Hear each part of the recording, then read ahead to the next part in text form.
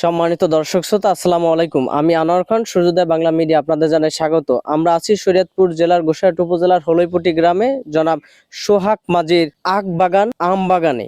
এখানে আমরা দেখতে পাচ্ছি এখানে অসংখ্য আম গাছ রয়েছে এবং আখ রয়েছে এবং অন্যান্য ফলজ গাছ রয়েছে বা অন্যান্য সবজি গাছ রয়েছে, সেগুলো আপনাদেরকে দেখানোর চেষ্টা করব। ভাই, কেমন আছেন আপনি? এই তো আলহামদুলিল্লাহ ভালো আছি। আপনি কেমন আছেন? আছি আলহামদুলিল্লাহ ভালো। এই যে আপনার এখানে একটা প্রজেক্ট দেখতেছি, যেটাকে বলা হয় প্রকল্প। আপনার এই প্রকল্পের মধ্যে এখানে কি কি আছে এখানে?